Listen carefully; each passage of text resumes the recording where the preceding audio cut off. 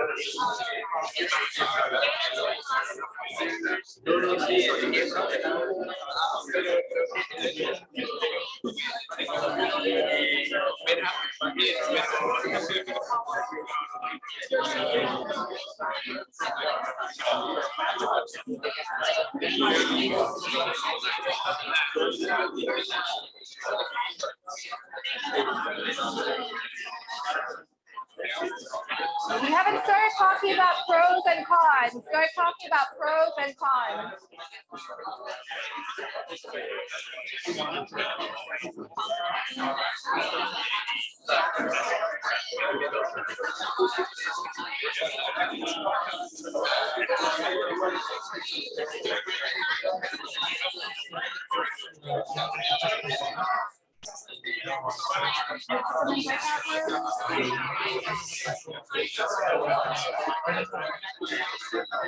The online participants in breakout rooms.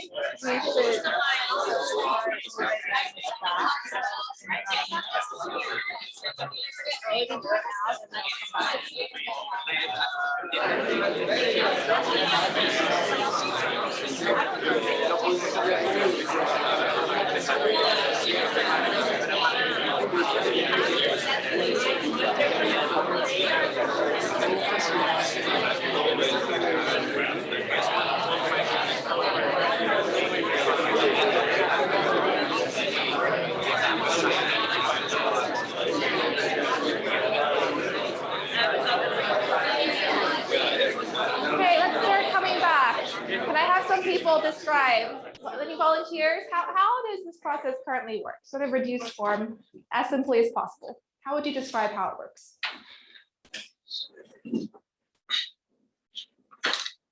Well, I was the admissions director for Georgetown, and basically there's online application systems. Students apply to many different programs, and then each program ranks candidates and then issues offers. And students have to decide, have until April 15th, there's a strict deadline that they have to make a decision on by April 15th. Okay, so students apply, programs rank those who apply to them, and then make offers. And then students have to decide on their offers by a certain deadline. Yeah, and many students get multiple offers, and they have a period in April where they visit many schools that they're to try to decide which one to go to. Okay, good. So part of your decision on your offers is the visit days, gathering some more information on your offers. Good. So what are some pros and cons of this process?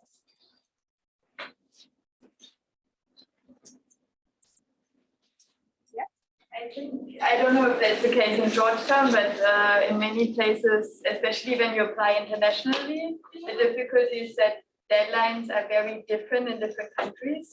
So that sometimes you have to decide on the application. You have to have the offers already from one country, one university, but not just from the others. Okay, good coordination of deadlines. There's not a strong way to express cardinality of preference for Yeah. program. Yeah. So for students, it's hard to express any preferences before you get your offers. Just try to submit your application and hope they see that you really like them.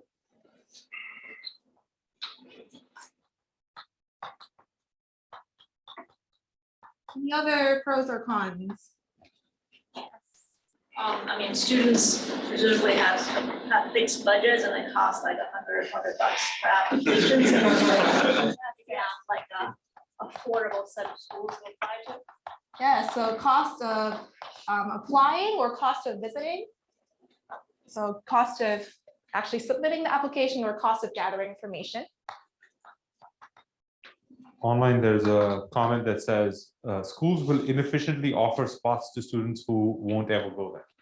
Okay, good. So inefficiencies due to another way to think of it is there's a lot of churn, right? There's a lot of offers that go to people who won't take the offers.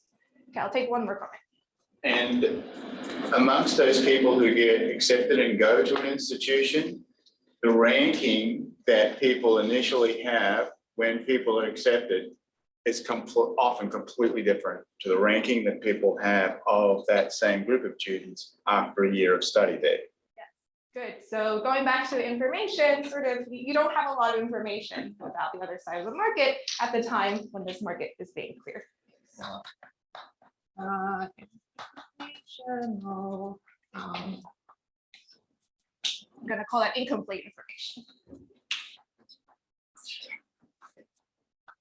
Information on references.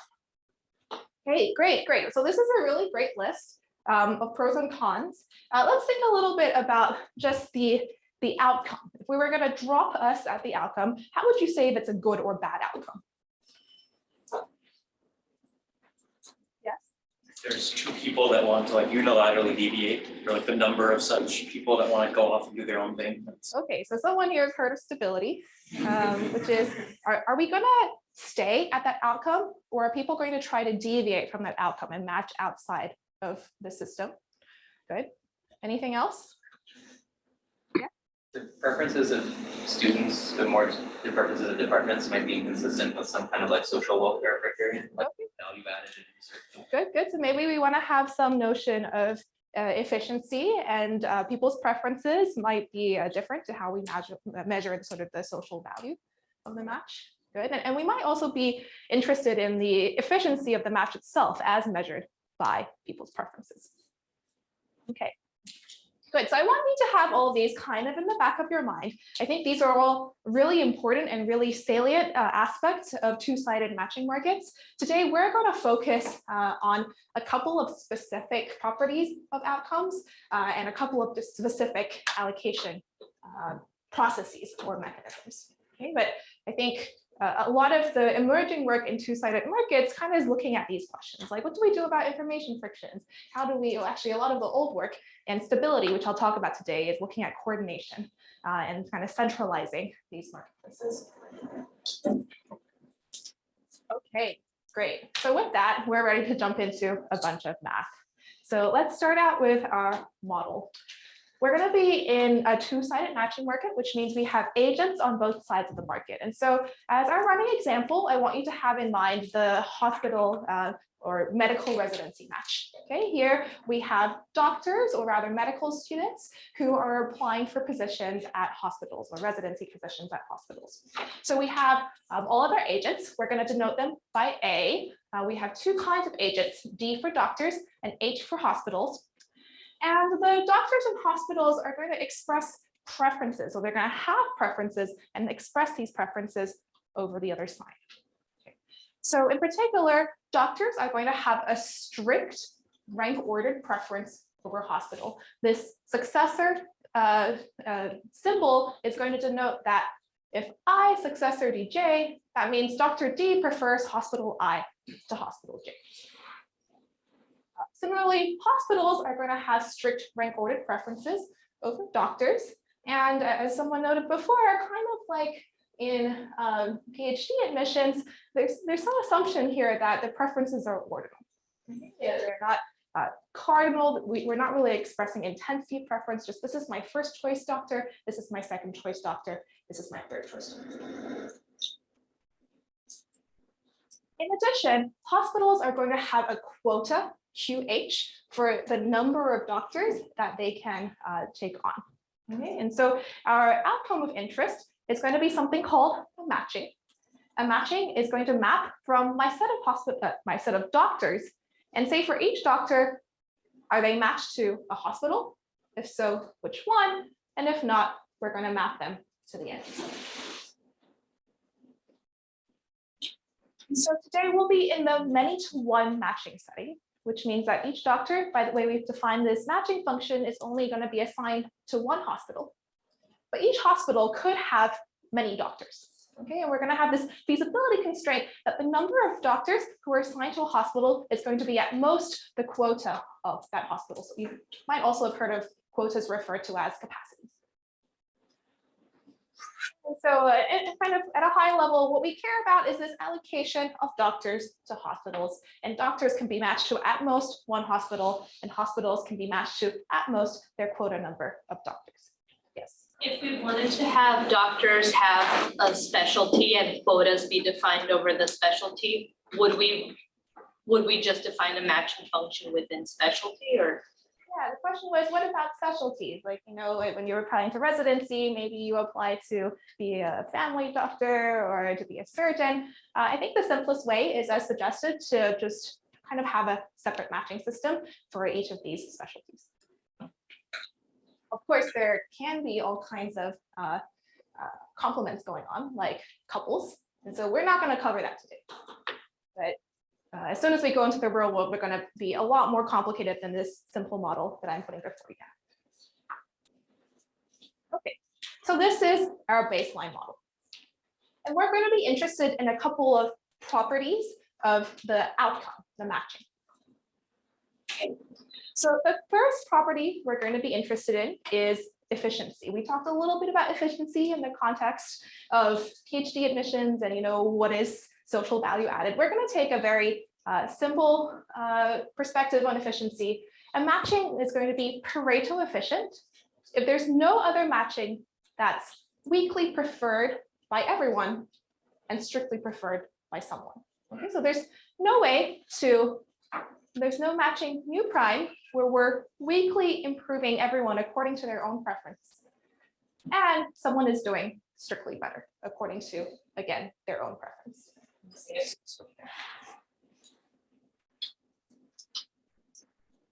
In some applications, we might also care about efficiency not over all of the agents, but over just some of the agents. For example, in school assignment, we might care not so much about whether the assignment is efficient from the school's perspective, but more from the student's perspective, our students being able to go to the schools that they want to go to.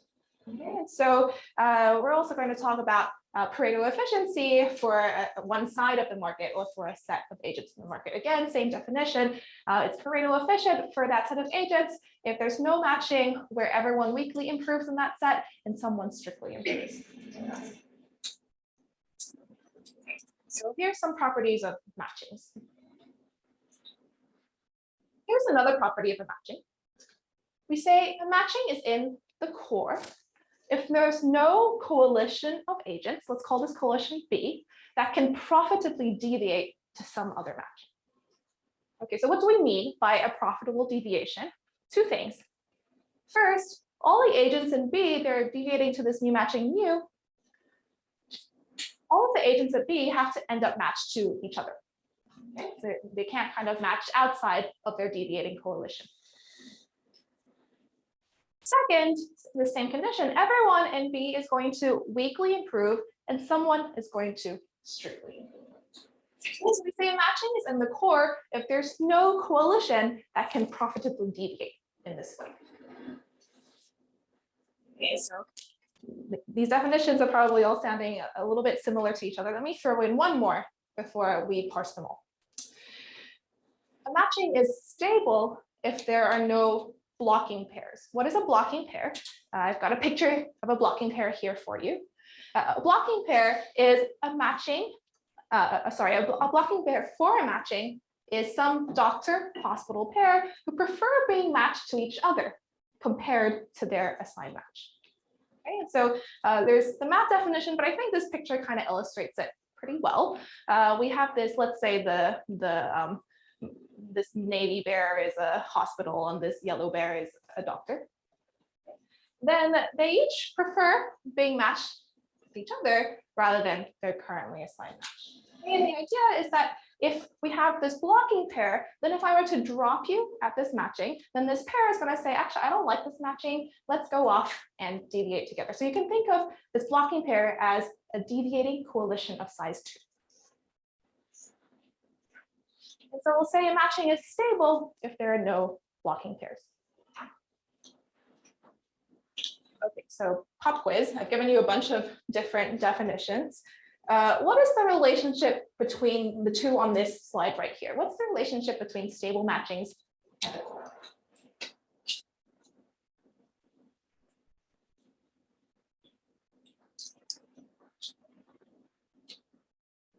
See some half hands. Is every stable matching in the core? Let's go the other way. Is every matching in the core stable?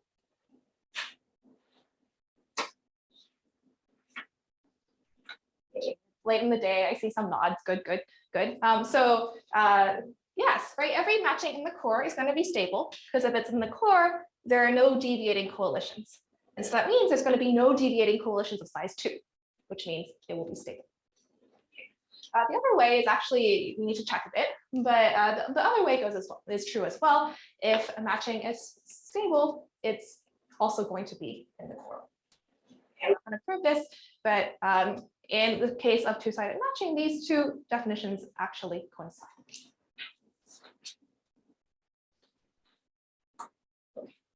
So that's all about our outcomes. Now let's move to thinking about the process by which we get to the outcome. And we're going to call these processes mechanisms. What is a mechanism? A mechanism is an algorithm with strategic input. Okay, so an algorithm has an input. Here, the input is going to be all of the agent's preferences, and it has an output. The output is going to be a matching. Okay, the input preferences get a matching. And why is this a mechanism? Well, doctors and hospitals might report their preferences strategically. Right? If a doctor thinks that ranking some hospital first is going to give them a much better chance of being assigned to that hospital, then they might rank it first, even if it's not their true first choice. And so we're going to be thinking about these mechanisms, which are algorithms with strategic input. The properties of mechanisms. A mechanism is strategy proof if truth telling is a dominant strategy. Okay, so what does that mean? It means that, let's say I report my true preferences. I'm agent A. I report my true preferences. And I compare that to if I unilaterally deviate to report some alternative preferences successor hat. That no matter what everyone else is reporting, so this successor minus A, this is everyone else's report, no matter what everyone else is reporting, I prefer my assignment when I report my true preference compared to if I deviate to this successor hat. Okay. Why might we like strategy proofness?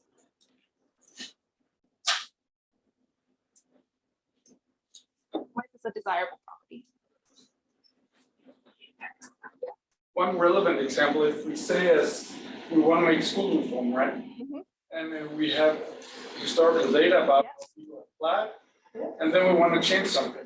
It's very hard to say if we are welfare maximizing, for instance, changing it. If yeah, agree. A true econometrician's answer that the data we're going to collect from this mechanism is going to be truthfully reflecting people's preferences. Great. Any other reasons why we might want a mechanism to be strategy proof? It's a good reason, by the way. But it's nice if you can tell people that they should be honest and don't have to lie. Yeah, good. It's nice. You can tell people you don't have to lie. And so, that might level the playing field. People don't have to put in a lot of effort to figure out how to strategize. People might trust the system more if they think that there's no way to be able to game it. Yes? Yeah, like if we say that gaming the system requires some effort or sophistication, that sophistication is probably not like equally distributed over there. Right. So if we have a non-strategy proof mechanism and people are going to strategize, if we go back to the question of inference, well, we have to make a lot of assumptions about how rational people are in their strategizing if we want to say anything about how we think they're reporting. Okay.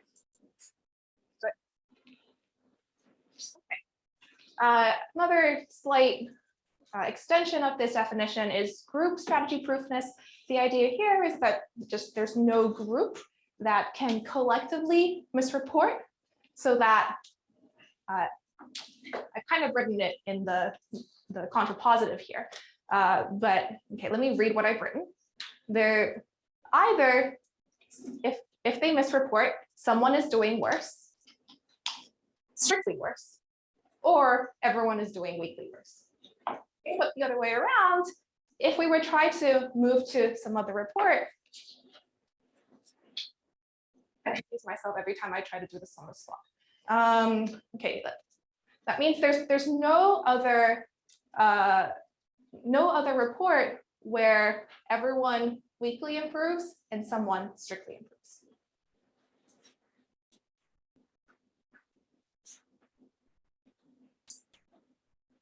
Okay, so here are going to be the properties we're going to look at for our mechanisms and for our outcomes or our matchings. Let me put them on the board for us just for reference. So matchings, we're going to be looking at efficiency, in particular Pareto efficiency. We'll also be looking at if we have a stable outcome. We said that was the same as being in the core. And then for mechanisms, we're going to ask ourselves whether the mechanism, the process via which people are assigned, is strategy proof. Is it going to be a dominant strategy to report their true preferences? Now, as we kind of noticed in this opening exercise, there's a lot more properties of the outcome and of the mechanism that we might care about. I'm not going to talk about those today, but they're very much worth thinking about.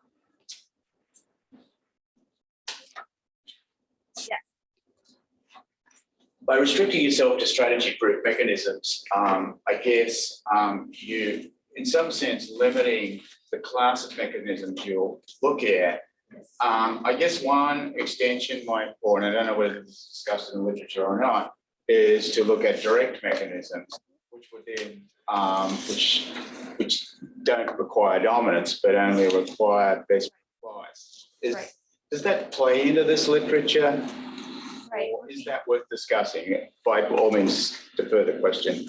Yeah, the question is if we look at Bayesian incentive compatible compared to dominant strategy incentive compatible. The point is that you're looking at dominant at mechanisms which only have dominant strategies. But if we expanded it to a much larger strategy space in which you looked at what is effectively Nash equilibrium for, yes.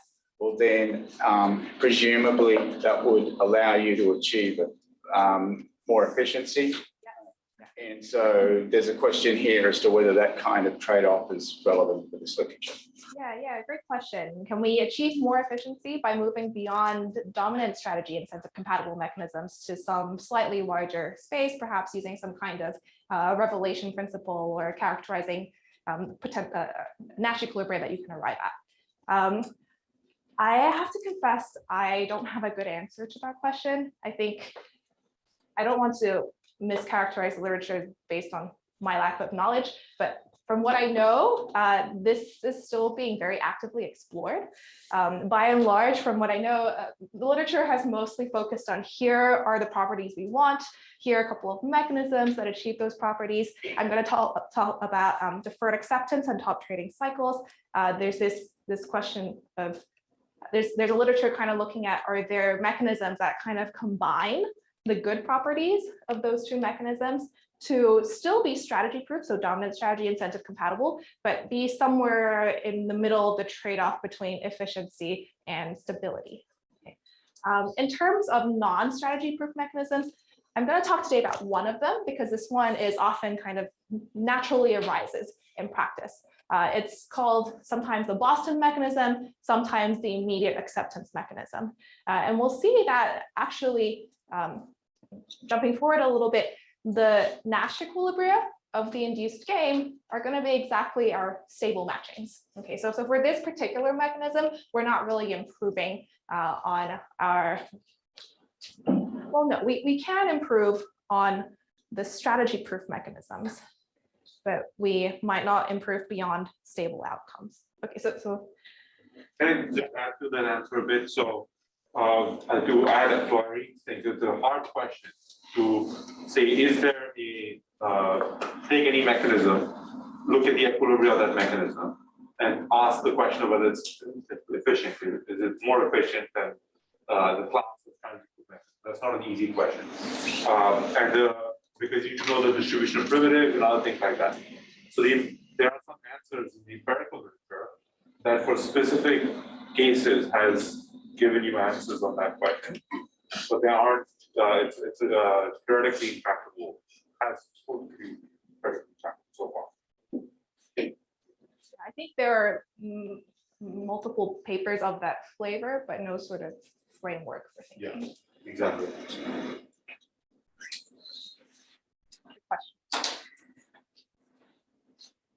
Okay, so going back to the mechanisms we're going to study today, we're going to look at just 3 mechanisms. The space of mechanisms could be a lot larger.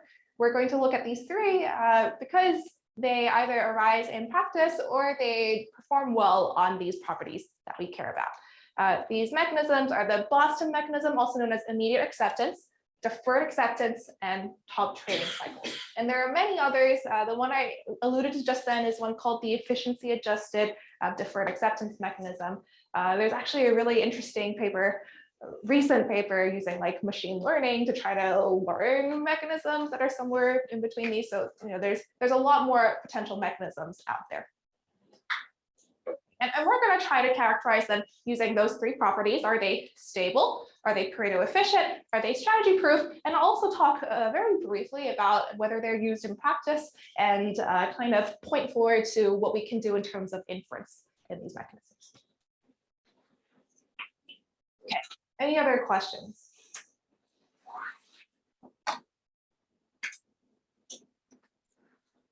Okay, so let me start then with our first mechanism. This is the deferred acceptance mechanism. I've written out the whole algorithm or pseudocode for you on the right here, but I'm just going to run through this code using my simple economy with my doctors Stan, Kyle, Eric, and Kenny, who are applying to the yellow hospital and the brown hospital. So the first step in this mechanism is that all doctors propose to their favorite hospital that has not rejected them before. Okay, so nobody's rejected anyone. So all of the doctors propose to their favorite hospital. Stan and Eric propose to the yellow hospital. Kyle and Kenny propose to the brown hospital.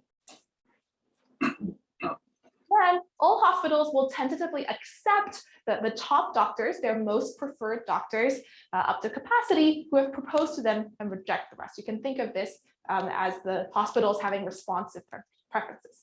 Okay, so let's run that. The brown hospital only has space for one doctor. Two doctors have proposed to it, and so they compare Kenny to Kyle and reject Kyle. Now, all the doctors who've been rejected go on to propose to their next favorite hospital. Here, Kyle proposes to his second choice, which is yellow. Now, yellow has too many doctors proposing to it, and so it looks through that list and says, okay, of Stan, Kyle, and Eric, the least favorite is Eric, rejects Eric. Okay, so now Eric has to go on proposes to the brown hospital. The brown hospital has too many proposals, one from Eric, one from Kenny. Eric is most preferred, so Kenny is rejected. And Kenny now proposes to his second choice, the yellow hospital, and Kenny is last right there, and so he gets rejected again. Okay, so this is going to be our final assignment under deferred acceptance. Okay, Stan and Kyle are assigned to the yellow hospital, Eric to the brown one, and Kenny is not assigned. So this is how deferred acceptance runs. Okay, so given how I just described the mechanism, let's think about these properties. Do you think it's stable? Is it efficient? Is it strategy proof? What can we say about inference?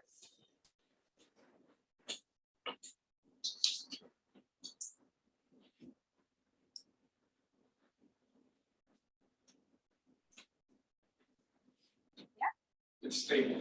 It's stable. And why is it stable? Why it's stable? Why? Because each applicant can be truthful in their statement of preferences, and each hospital can as well. Okay, so it's strategy proof. Yeah. Everyone's going to say their true preference. And so then why is it stable? It's actually not very straightforward to prove that it's stable. This is the one proof I'm going to walk you guys through today. Okay. So I'm going to prove that this procedure we just ran, doctor proposing deferred acceptance, is going to terminate in a stable match. Okay, why is that?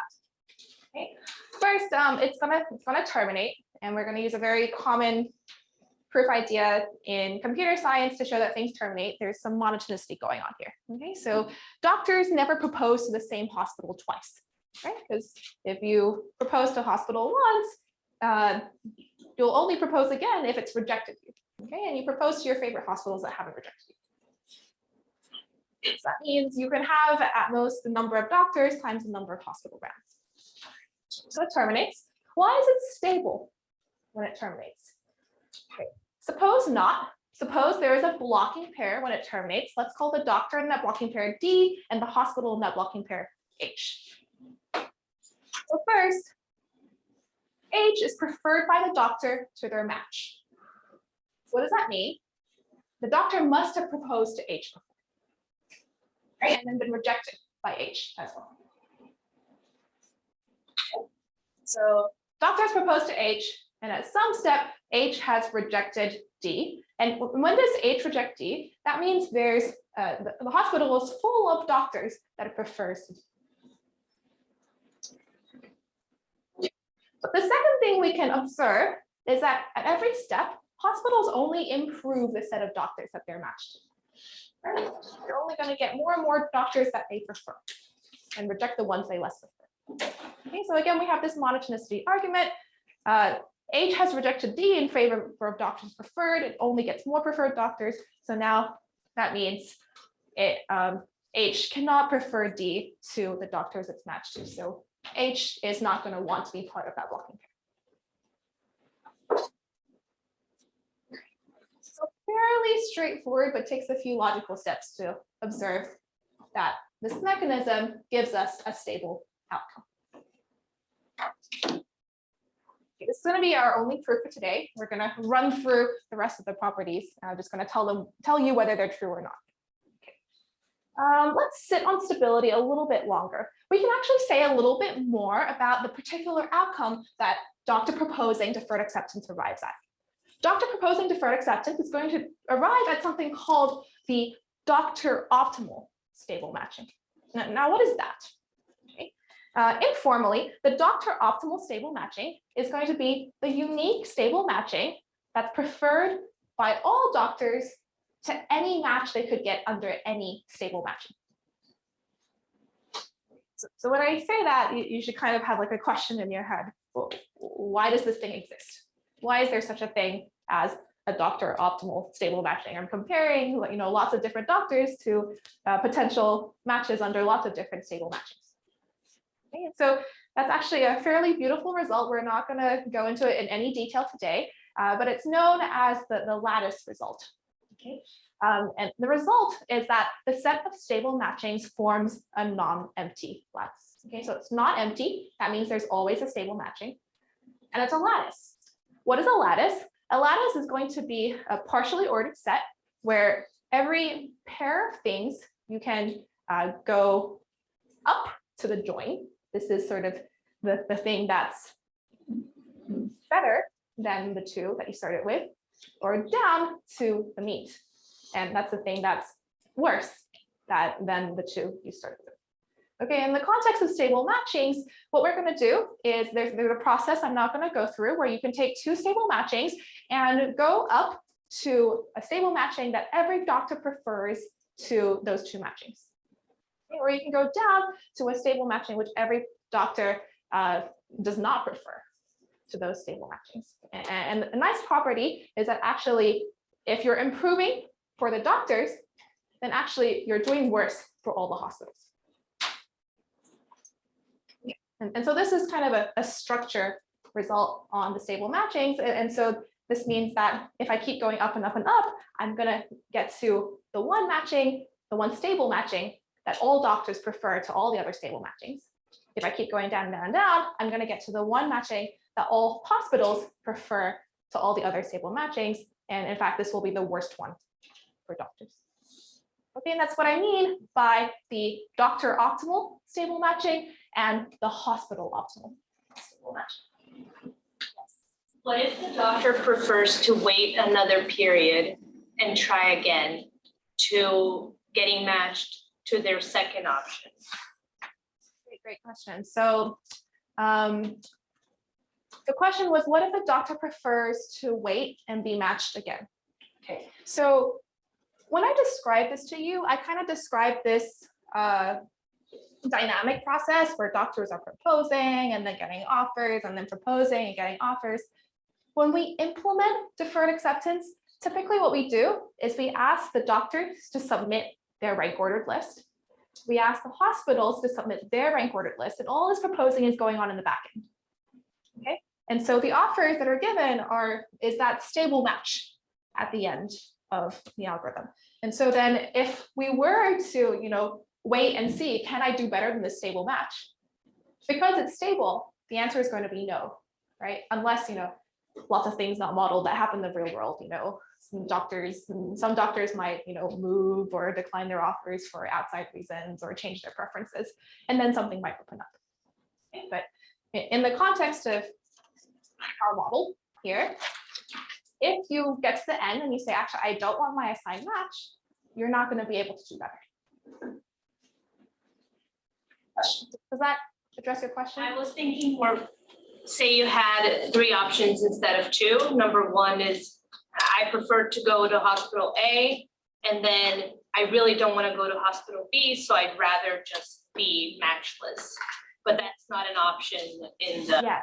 So in the model, we kind of assume that everyone finds everything acceptable. But if you find a hospital unacceptable, you could just never propose to it, and then you never be matched to it.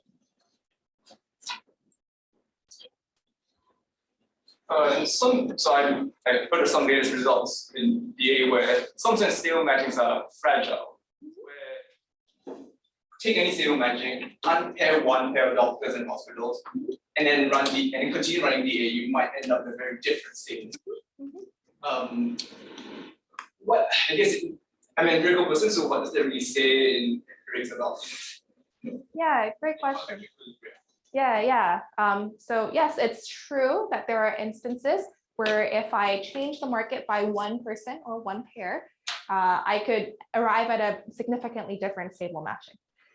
Tomorrow morning, we're going to look at some definitions of stable outcomes or deferred acceptance in the continuum model, and I'll show you a continuity result there, which says that basically we don't expect this to happen very much.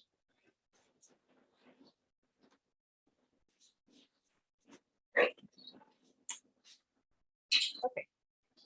So why do I talk all about this lattice? Well, the lattice is going to help us to say something about the efficiency of deferred acceptance. Right. So the first observation, which I don't even have on this slide because it's that much of an observation, is that if I'm at a stable matching, it's going to be Pareto efficient in terms of if I consider all my agents. But let's say we're interested just in one side of Pareto efficiency. And so we're interested just in how well the doctors are doing. Okay.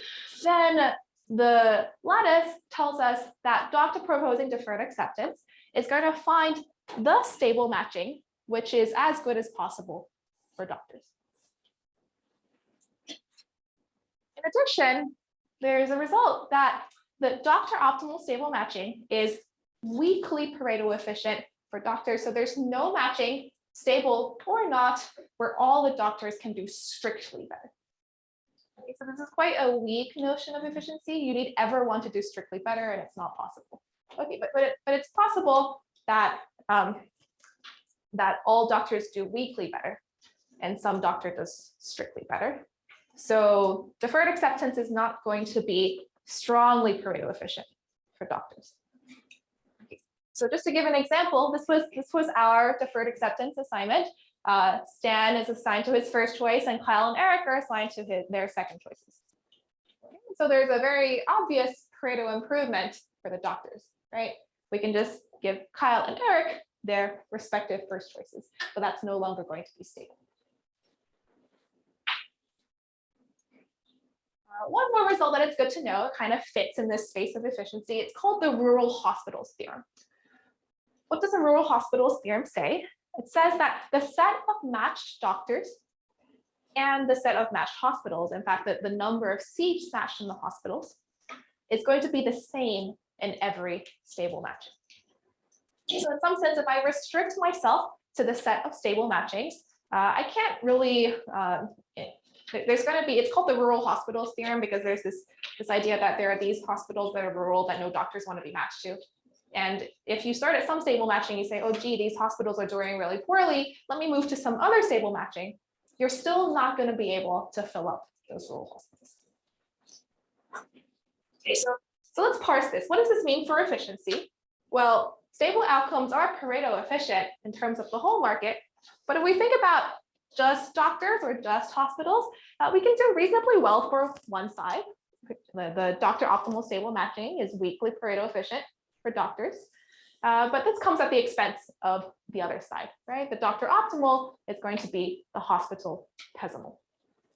Okay, and then there's also going to be this set of rural hospitals and maybe rural doctors or whatever the equivalent is for doctors who are going to be unmatched in all of our stable outcomes.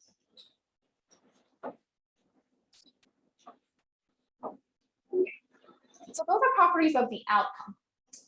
Let's move now to incentives. What are the incentives under deferred acceptance?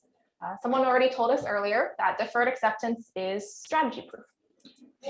It's actually kind of similar to stability, elementary, but not like one step to show that deferred acceptance is strategy proof. So I'm not going to show you today.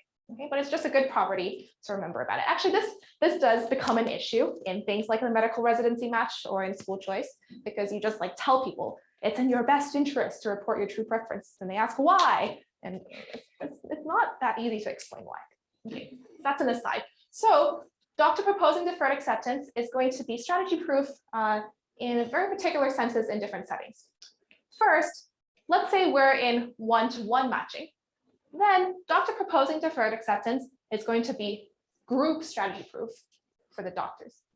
Okay, that means the doctors can't all kind of collude to collectively misreport their preferences and or you can't have a group of doctors collectively misreport and then all of them do weakly better, one of them does strictly better. If we're in the many-to-one matching, so now hospitals are allowed to accept many doctors, then we can no longer say that doctor proposing deferred acceptance is group strategy proof, but we can still say that it is strategy proof. So no individual doctor can do better by this report. And so this kind of leaves a bit of a question mark about how good incentives are under deferred acceptance in this two-sided matching setting, because it's not going to be strategy proof for both sides. Because of this theorem from Roth, there's no strategy proof matching mechanism that always outputs a stable matching. And so if you want to get to a stable matching, then there's no way to be strategy proof. And that shows in particular that deferred acceptance is not going to be strategy proof for both sides. It's strategy proof for the proposing side, but not for the other side. Just a simple illustrative example to show why it's not strategy proof. Very simple example. I have two doctors. Doctor 1 prefers hospital 1, doctor 2 prefers hospital 2. I have two hospitals and their preferences are reversed. They prefer the other doctor. 1 prefers 2, 2 prefers 1. So here I'm going to have two stable matchings. I'll have the doctor optimal stable matching, where the doctors are matched their first choice. And I'll have the hospital optimal stable matching, where hospitals are matched to their first choice. And so the problem is if I do the doctor proposing deferred acceptance, there is potentially profitable deviation for hospitals that stop working. Yeah. Thank you.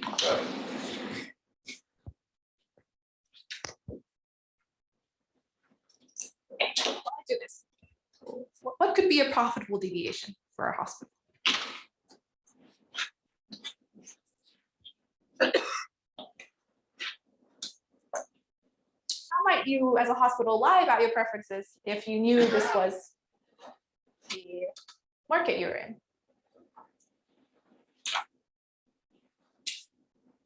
So yeah, truncate its preferences. Good, good.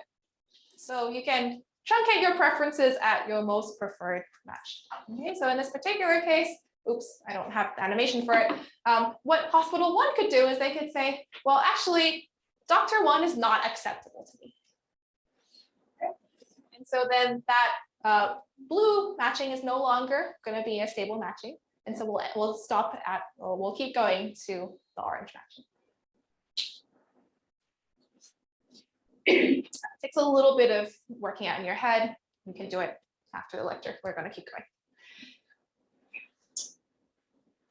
So that's all on the kind of theoretical properties of deferred acceptance. Let's spend just 2 minutes now talking about the use of deferred acceptance in practice. So one example of deferred acceptance being used in practice is in the national residency match. In 1998, the NRMP switched from using an unstable matching algorithm to using doctor proposing deferred acceptance. And doctor proposing deferred acceptance is still being used today. Okay, so that's one sign that something is going right. This new system is working. Just a little bit more on that. This is taken from a congressional briefing by Al Roth in 2010. So it's a little bit out of date, but not super out of date. If we look at a bunch of different medical specialties, that's kind of this top half of this list here, and we ask, do they arrive at a stable outcome? And then, are they still in use? You can see there's kind of this pretty good alignment for quite a number of markets, where essentially, if your market is not stable, what's going to happen is people will try to match outside of your suggested matching. And so practically often what this results in is market unraveling, where people will start giving offers earlier to try to front run this matching and kind of lock in people. And because you know that the matching you end up at is not necessarily stable. It could be beneficial for you to lock into it now. Whereas if it were stable, then you don't need to lock into it now. You can only do worse by locking something in early. Stability anecdotally seems to help with market unraveling. Here's another place where stable deferred acceptance is used, school assignment. One district where deferred acceptance was used to assign students to public schools is in New York City. So in 2003, the New York City Department of Education switched from using an unstable matching algorithm, a very convoluted one, to using student proposing deferred acceptance. And similarly, student proposing deferred acceptance is still being used today. Let me highlight another benefit of deferred acceptance. Remember that change was made in 2003. What I'm showing you here are the percentage of students assigned to one of their top choices in the subsequent years, 2004, 2005, 2006, 2007. Do you observe anything? Well, I guess I wrote it for you.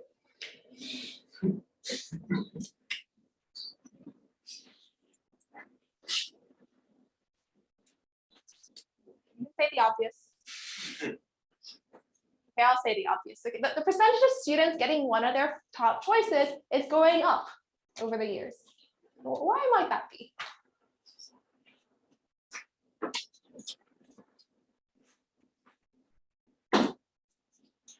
Okay, this is all very speculative, but one thing that was documented is that before, when the matching system was unstable, a lot of schools were withholding their capacity so that instead of market unraveling, making offers before, they were holding on to seats to make offers to students after the match.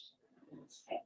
And so once we moved to having a stable match, the schools might have observed that holding on to these seats is not helping them get more desired students anymore. So if the schools put those seats back in, then we can kind of improve the efficiency of the matching system because you're not having to guess about, should I wait until after the match or not? Sorry. Yes. Do those graphs account? So does it show the matching after the schools click on the seats and that's fine? Yes, the question is, what matching is this showing? I believe this is the matching from that centralized matching before the withheld seats are sort of distributed in an aftermarket. And so that's why the number of seats, that's probably the most telling thing, the number of seats being offered is going on. Yeah. Just wondering why would the schools wait until after the match when presumably like the good students have sort of been gobbled up already? Why would the schools wait until after the match? Because these are public schools. They have no way of making you commit to anything. I saw another question. Yes. So that means like deferred acceptance mechanism is not strategic proof for the schools, for the other side. Good point. The point was that deferred acceptance is not strategy proof for the schools. Maybe they could still truncate and do better. It appears they're not doing so.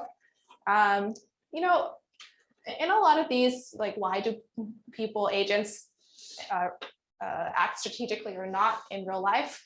A lot of time people are just being rational agents. So in the case of schools, it's some kind of like the district is like imposing on them, here's what you should do. There's some sense of being like a good actor. And so, yeah, it's hard to, sometimes these things that we observe can't be purely predicted by theory. And that's where empirics comes in. So here are theoretical results on deferred acceptance and the proposer optimal stable matching, that doctor optimal stable matching that it finds. We find that it's stable. We find that, well, it's Pareto efficient if we consider all the agents because it's stable, but it's not Pareto efficient for just the doctors. Okay, it's weakly Pareto efficient, but not strongly Pareto efficient. And then it's strategy proof for the proposing side, but not strategy proof for the other side. But it has been used quite a lot in practice and seems to stay in use. And so stay tuned through the rest of this week to see some ways in which we can use deferred acceptance and the randomness that's in deferred acceptance. I didn't talk about randomness today. I'll talk about randomness tomorrow for inference. Okay, any questions, comments? So just to be clear on one of the earlier results. Yeah. Oh, sorry, you don't have to flip through. Yeah. It's, if I recall correctly, any stable matching can be at most strategy proof for one side, right? Because the results, there's no strategy proof that results in a stable match. Oh, yes. So basically, the fact that it's strategy proof for the student, for the students here, almost implies it can't be strategy proof for. Right, exactly. The fact that it's stable means that this strategy proof column cannot be a tick.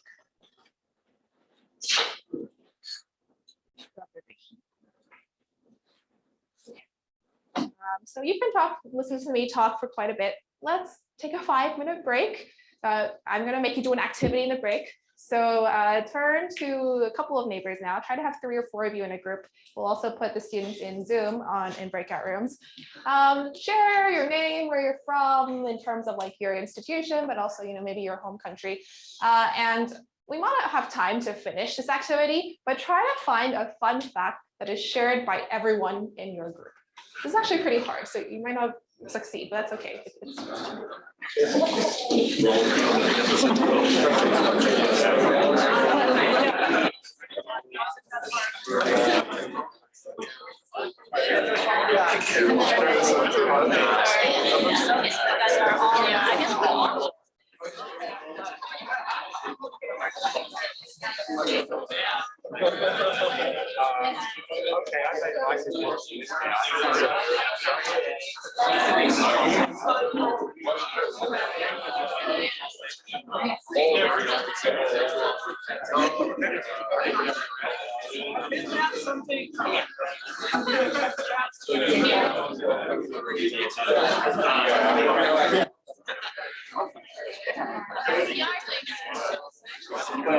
Can be a fact, doesn't have to be fun.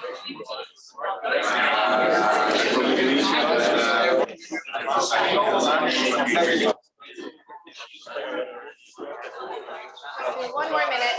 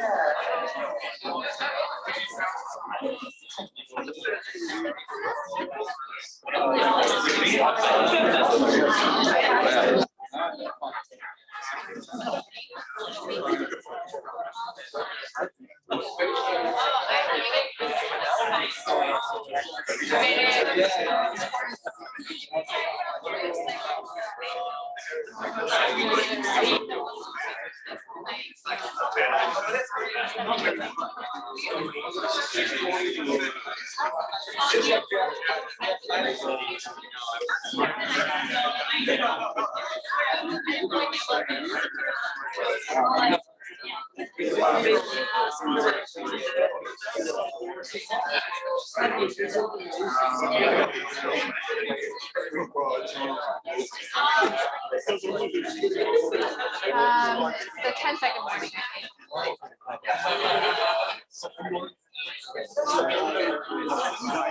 Okay, let's come back. Any groups want to share their, could be just a fact, doesn't have to be fun. That's okay. Any groups successfully find a common shared fact? Yes. We all like dogs. You all like dogs. That is a great fun fact. Yes, very good. I have a dog. Well, I don't have a dog. My family has a dog.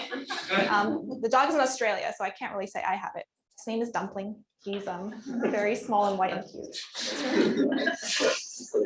Any other fun facts? Common fun facts? Any almost fun facts? Well, in the sense that maybe 3 of the 4 of you, or almost fun. Just a fact. We're all economists. Oh, you already got that one. Yeah. We all play an instrument. Ah, you all play an instrument. That's great. What instruments do you play? Play flute. The almost fun fact is that we would all play.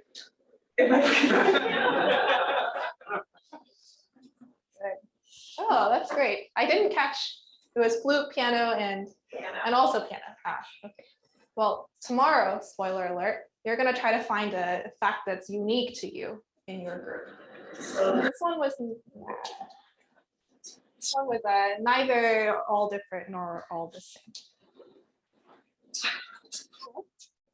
So I think that's enough of a break. Let's go back to our material because we still have a lot to cover. Actually, I'm going to go all the way back to the model and shift us to a slightly different model, and we'll stay in this model for the remaining half hour. What is this model? This is going to be a model of one-sided incentives. What do I mean by that? I'm going to be considering where just one side of the market is going to be strategic. Okay, so from this point onward, to remind ourselves that we're in the one-sided strategic setting, we're going to move from doctors to hospitals and now talk about students in schools. So in this setting, we'll have students. The students, again, have strict rank ordered preferences over schools, and my students are going to be strategic, right? The parents are going to list schools however they can to get their child into the best school for them. On the other hand, I'm also going to have schools, and we'll say that our schools are not strategic. Okay, going back to the earlier question of why might schools not be strategic? One example is I currently work with the San Francisco Unified School District. That's an example of a district where these priorities, these preferences that the schools have are mostly set at the district level. They're not really set by the schools. Okay, the schools just kind of are playing along with whatever the district sort of requires of them. Okay, that's in somewhat of a contrast with New York City, where the schools there really do have preferences over the students that they're getting. There's art schools, there's science schools, so on and so forth. Okay. So why are schools in San Francisco not really strategic? I don't really know, but it's what we observe. So, okay, we have a model where our students are strategic, but our schools are not, but otherwise the model is the same as before. Okay, every student can be assigned to at most one school, and every school can have at most its quota number of students assigned to it. And we care about the matching that we get. This is the outcome that we're trying to arrive at. Okay, and so everything I mentioned earlier about doctor proposing deferred acceptance, we can still have student proposing deferred acceptance, right? And so now in this setting with one-sided incentives, it's still going to be stable. Now we can say a little bit more about Pareto efficiency if we just care about students. It's going to be weakly Pareto efficient for students, but not strictly Pareto or strongly Pareto efficient for students. But now if only students are strategic, it's going to be strategy proof for the students. And it is used in practice, as I mentioned before. And again, stay tuned for more on influence. So in this model, what we're going to spend our time doing is looking at two other mechanisms very briefly. One of them is called the Boston mechanism or immediate acceptance. This was used in Boston.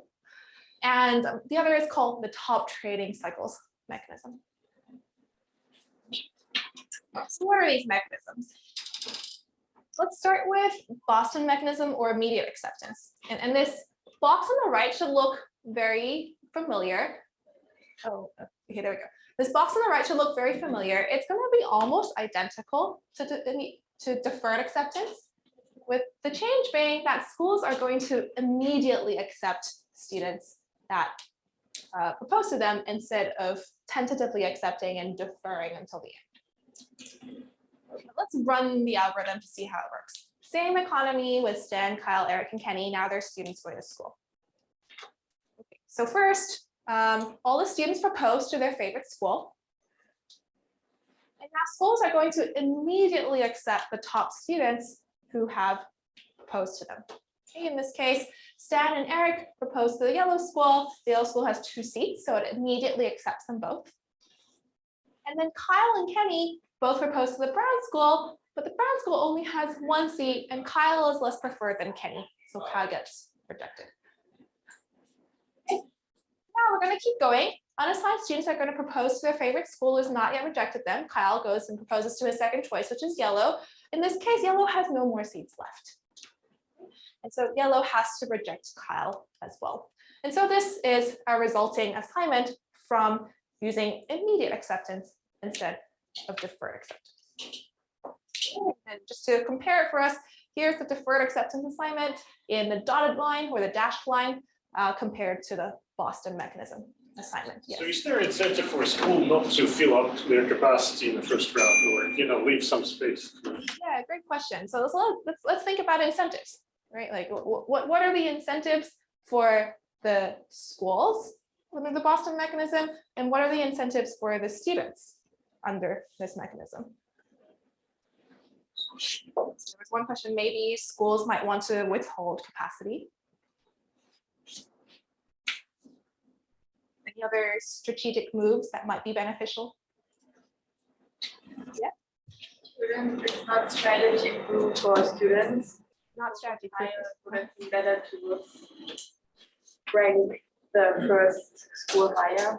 Yeah, good. So the observer for Kyle ends up unassigned. So it would be better for Kyle if they decided to rank the yellow school first, right? There's this idea if that a lot of schools, a lot of seats are going to fill up in that first round of proposal. So you really want to be careful which is the school you propose to first. Make sure that it's one you're likely to get into. But Kyle needs to know his relative ranking. Yes. But in order to strategize in that way, you need to know your ranking relative to everyone else and everyone else's preferences, whether it means it's going to fill up before it gets to you or not. So you need to know a lot in order to be able to strategize in the Boston mechanism as a student. Can we think of this as like a greedy version of the deferred acceptance algorithm? Like we've cut out some of the rounds of reoptimization. Yeah, a great point. The question was, can we think of this as some kind of greedy version of deferred acceptance, where instead of waiting, we're just immediately kind of accepting? Yeah, that's definitely one way to think about it. And I think this is why this kind of mechanism often occurs in real life, because that's a very sort of intuitive way to think about it. Let me get all the students who want me first. They're probably a good match for me anyway. And this also means that you might have noticed we took much fewer rounds in order to converge. So you get to a matching pretty quickly. Okay. So we noted that it's not strategy proof for students. In fact, it's also going to be not strategy proof for schools. I think there's many things they could do, including withholding capacity until future rounds. How about stability? Is it stable? No, I see some shakes. Why is it not stable? Where's the blocking pair? Or where's one blocking pair?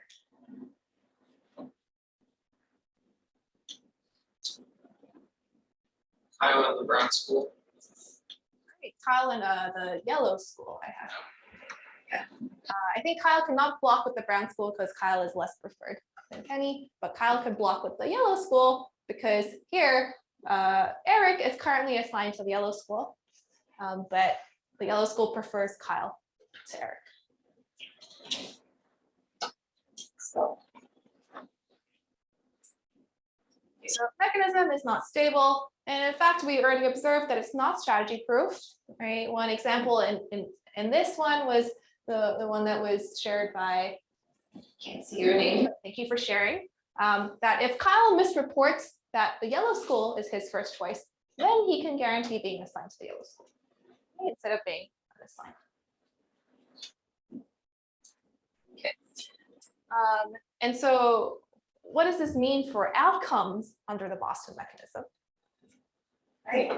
All of a sudden we have to talk about how are people going to play in equilibrium.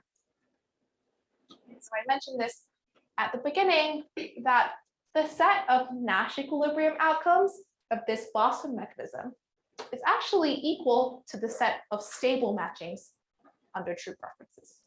Okay, but a couple of you have also observed other things, like you need to know a lot of information in order to be at a Nash equilibrium. Right? And there's no truthful Nash equilibrium. So which outcome you end up at, it really depends on sort of your belief as the econometrician about how people are going to strategize.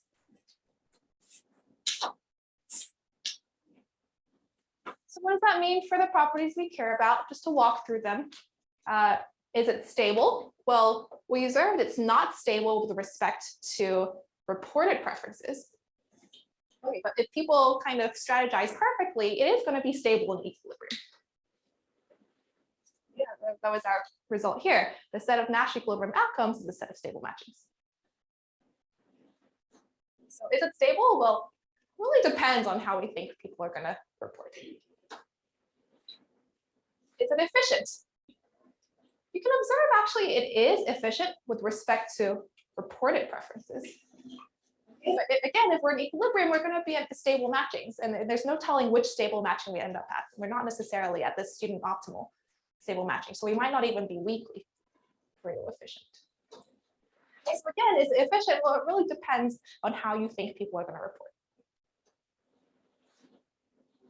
Third, it's not strategy proof. It's not strategy proof for the students or for the schools. And so because of all this, inference is also kind of hard under the Boston mechanism. It really depends on how we think people will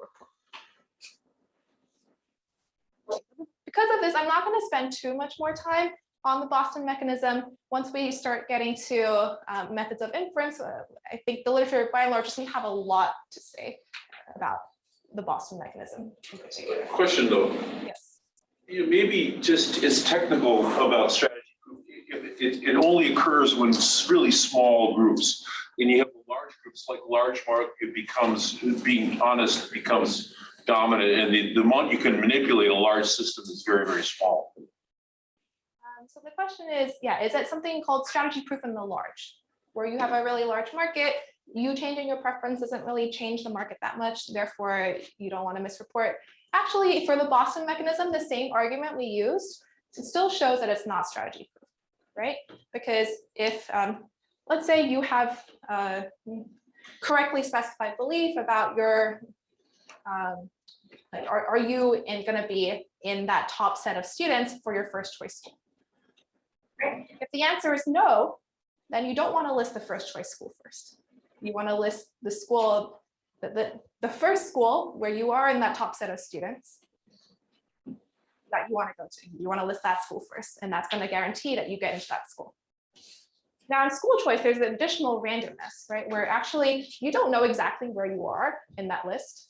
You kind of know approximately where you are. You have some belief over where you are in that list.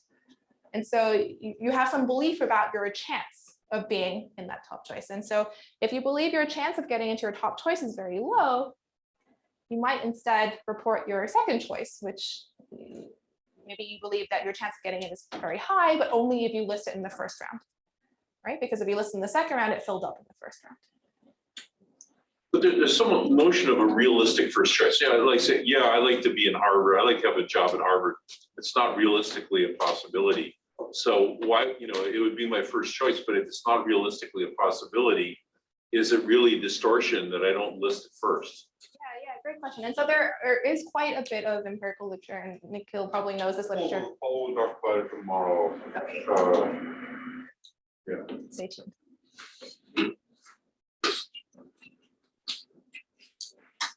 So there is empirical evidence of large proportions of students misreporting under the Boston mechanism.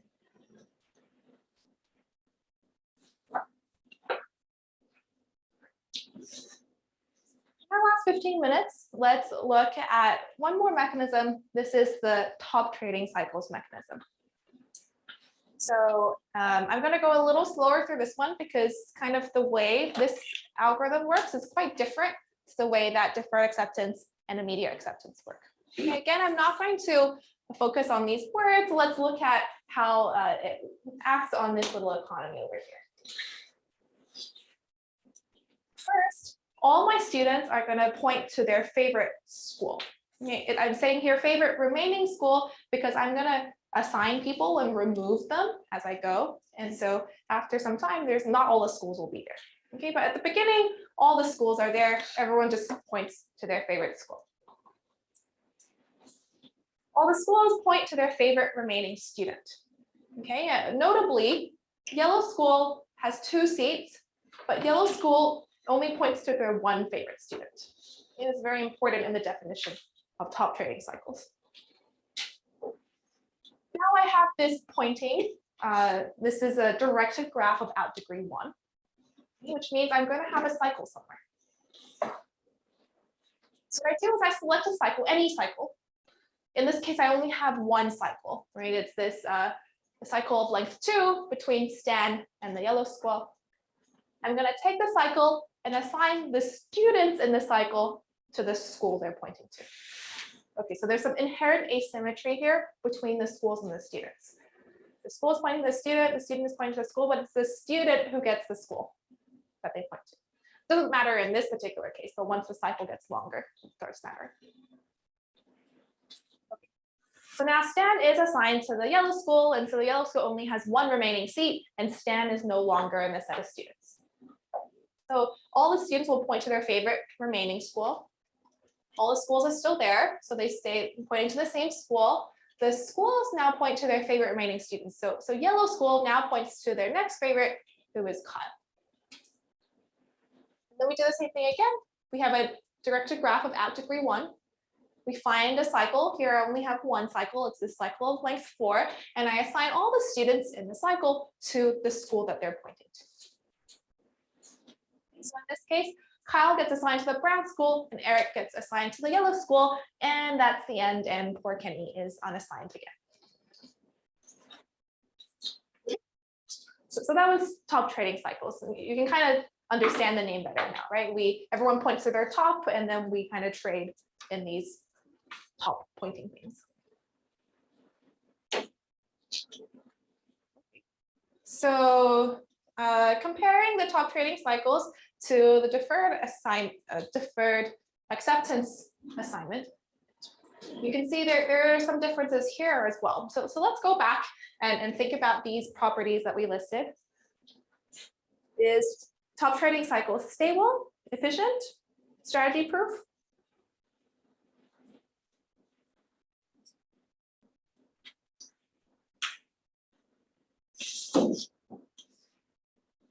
Stable.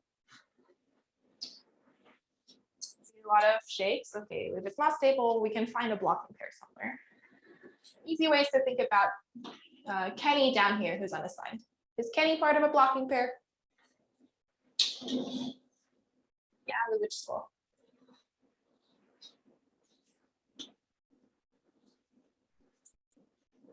Yeah, the brown school, right? Because brown school is currently assigned to its least preferred student. So here's a blocking pair, Kenny with the brown school. So it's not stable. Is top trading cycles efficient? Does it arrive at an efficient assignment?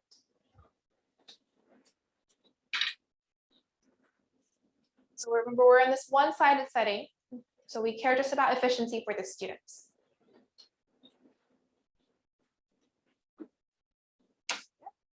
Well, in this example, it is. How about in general?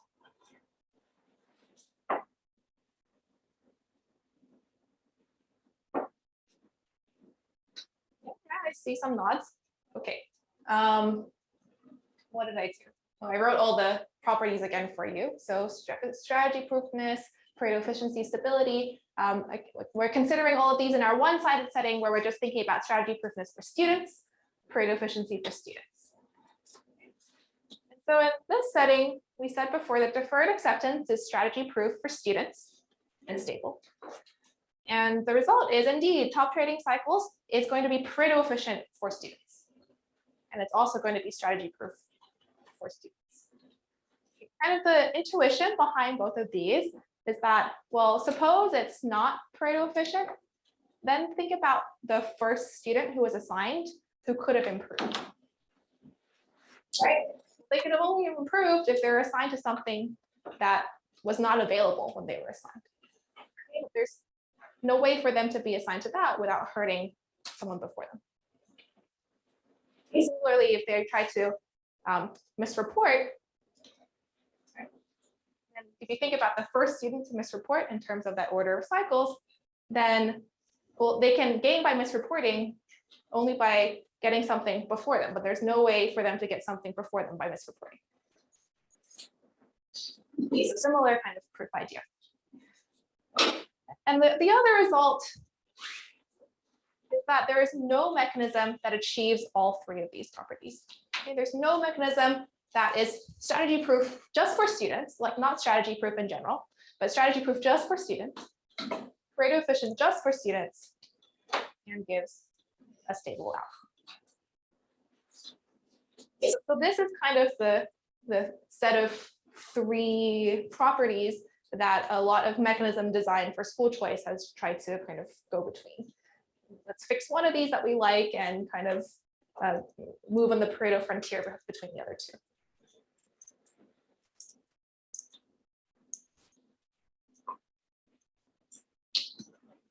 So just to summarize what we've learned about top trading cycles, it's not stable. It is going to be Pareto efficient for students, and it is going to be strategy proof for students. Let me say a few words about top trading cycles in practice. As far as I know, top trading cycles has been used in exactly 2 cities in the US for school choice. Those 2 cities are New Orleans and San Francisco. And so I kind of knew this before I started working with the San Francisco School District. Once I started working with the San Francisco School District, we looked at their CEDAR code for what they were running to assign students to schools. And we found actually they were doing something that was not top trading cycles. It was going back to my earlier point where in top trading cycles, you only point to 1 student. What they were doing is they were letting the schools point to lots of students. And then instead of doing the top cycle, they were doing a maximal cycle. I mean, this is my understanding from the CEDAR code. So I'm not sure if that's exactly what was going on. But what it meant was to them, this was a very small change, right? Like if I'm using bigger cycles, more people are improving, must be better, right? And yes, indeed, this mechanism they're using, if we understood it correctly, should still be Pareto efficient. But what changes now is it's no longer going to be strategy proof. In particular, you might like list something that's very popular. You have a really good priority there, so you have a good chance of getting into it, okay? But you don't actually want to go there. You just want to use it as your ticket to get into another school. And because it's very popular, and you have a good chance of getting there, it's going to point to you fairly early on. And then you can. But the question is if you had to look at the computer code, and it's pretty subtle, and their advertising is how do people really know what to believe? Yeah, so this was a problem. They were advertising it as a strategy proof mechanism, but parents were observing that this gaming, where like you list this popular thing, you have a good chance of getting, but you don't actually want to go to. This thing feels like it should be a good strategy, even in top trading cycles. Now, in top trading cycles is actually not a good strategy. It doesn't improve things. But parents were observing that they could do this and get a better assignment. And so you have a problem if you say your mechanism is strategy proof and parents can figure out that it's not. There's a question online. If there are multiple cycles in one round, do we have any theorems that say that the matching results is invariant under different ways of choosing which cycles to process first? Yes, great question. The question is, in my example, I just had 1 cycle in every round. What if there's multiple cycles? Does it matter the order I select the cycles? The answer is no. You'll arrive at the same assignment, no matter which order you select the cycles or which cycles you select.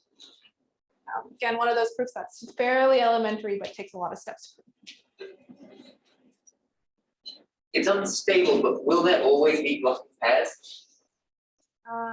Will there always be a blocking pair? I'm sure you can cook up an example where there isn't a blocking pair. For example, if all the schools have the same preferences over students, then there's no blocking pair. Yeah. I think there's probably fairly small gadgets you can insert, which are likely to occur where it's unstable. So relative to DA, how does the top trading cycles and immediate acceptance, like performing in assignment of students to their top preferences? Like, I have the feel that it's like, since in immediate acceptance is like you can strategize, maybe they get more assigned to their first preference or something like that. Yeah, the question is if we just care about the percentage of students who are assigned to their true first choice, how do these mechanisms perform empirically? I think if we just care about, there's papers on this, I forget what they say. But not, if you report the same thing, I think you'll get more exposure. So Boston mechanism.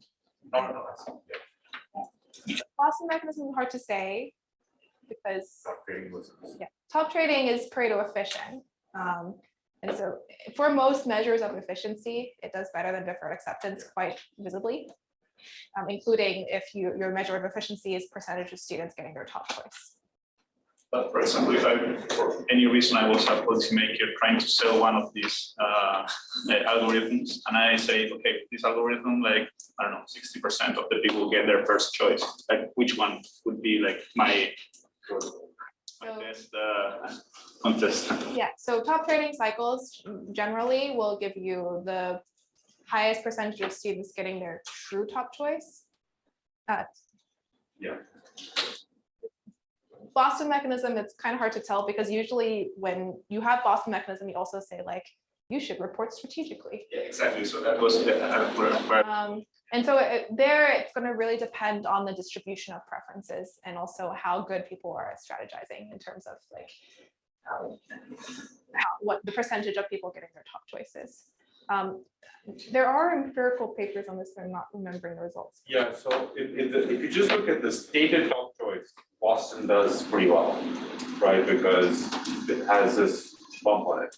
And Irene's point is that that stated top choice is not reflective of the true preferences.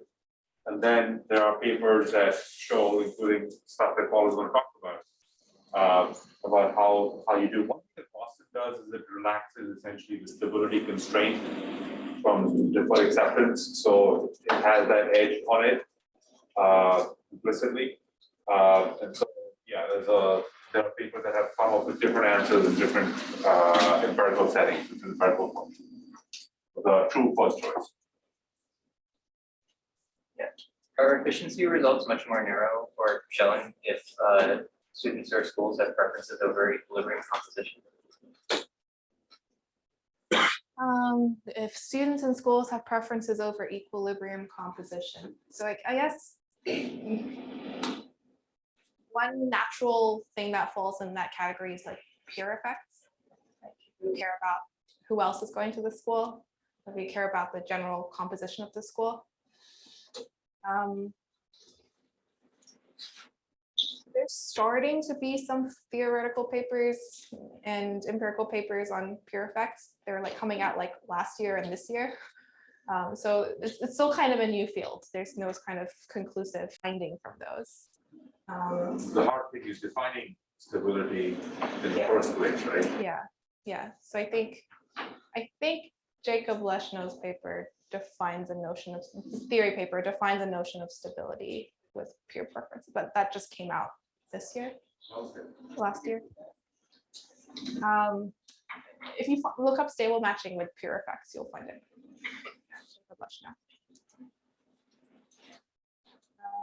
But yeah, this has been a pretty hard problem in theory for a while. I will post many of these papers on the Zulip chat, and that's also true for the previous lectures, and all of you should also have access to the Zulip chat in case you're interested in.